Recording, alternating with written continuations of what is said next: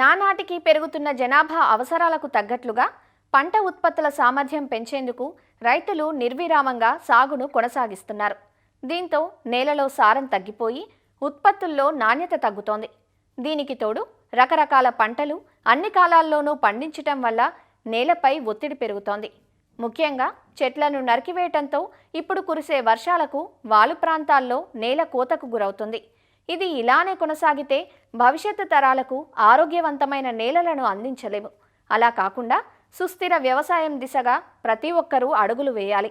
అందుకోసం రైతులు ఎలాంటి సాగు విధానాలను అనుసరించాలో తెలియజేస్తున్నారు డాక్టర్ వైఎస్ఆర్ ఉద్యాన విశ్వవిద్యాలయం పార్వతీపురం ఉద్యాన కళాశాల అసిస్టెంట్ ప్రొఫెసర్ డాక్టర్ అరుణకుమారి. పెరుగుతున్న జనాభాకు అనుగుణంగా వారి అవసరాలను తీర్చడం కోసం పంటలను పండించాలి.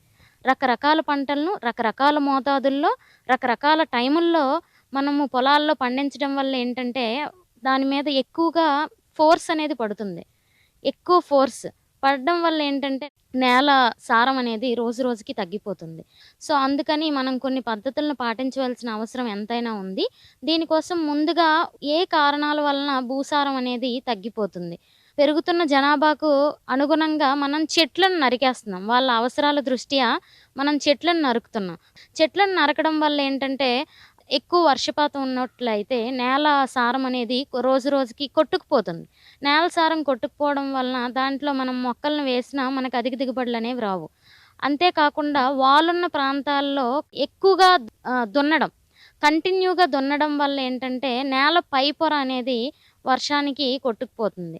అంతేకాకుండా ఇంటెన్సివ్ క్రాపింగ్, ఒకే ప్లేస్లో ఎక్కువ రకాల పంటలను తక్కువ ఏరియాలో పండించడం, దానివల్ల ఎక్కువ ఫోర్స్ పడి దానివల్ల కూడా మనకి నేల సారం అనేది తగ్గుతుంది. దాని కారణాలు తెలుసుకున్నాం. ఇప్పుడు భూసారాన్ని పెంచాలి అంటే ఏం చేయాలి అంటే ఫస్ట్ సేంద్రియ ఎరువులను అనేవి వాడాలి. వేసవిలో దుక్కు అనేది దున్నుకోవాలి. వాలున్న ప్రాంతాల్లో మొక్కలు నాటాలి, కానీ వాలున్న ప్రాంతాల్లో ఎక్కువగా దున్నకూడదు. ఎక్కువగా దున్నినట్లయితే వాలు వలన ఏంటంటే మనకి భూసారం అనేది కొట్టుకుపోతుంది. నెక్స్ట్ కర్బన శాతం అనేది తగ్గిపోతుంది. నెక్స్ట్ మల్చింగ్ అనేది పాటించాలి.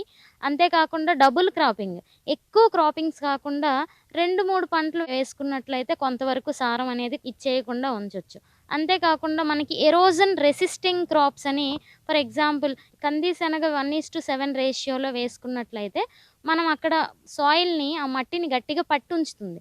దానివల్ల ఏంటంటే ఎక్కువ ఫోర్స్ వచ్చినప్పటికీ దాని పై పొర అనేది కొట్టుకుపోకుండా భూసారం అనేది కరెక్ట్గా ఉంటుంది. అంతేకాకుండా కవర్ క్రాప్స్ అయిన పెసర, మినుము, ఉలవలు, నెక్స్ట్ బొబ్బర్లు ఇలాంటివి వేసుకున్నట్లయితే కొంతవరకు మనం భూమి పైపొర కొట్టుకుపోకుండా మనం కాపాడుకోవచ్చు. అంతేకాకుండా రసాయన ఎరువులు ఎక్కువగా వాడకుండా సేంద్రియ ఎరువులు ఎక్కువగా వాడి దాని అగ్రిగేట్ కెపాసిటీని పెంచడం. Next soil testing, majorly soil testing చేయడం వల్ల ఏంటంటే మొక్కకి ఎంత కావాలో అంతే మనం ఇవ్వచ్చు. దీనివల్ల ఏంటంటే సుస్థిర వ్యవసాయాన్ని రైతు సాధించవచ్చు.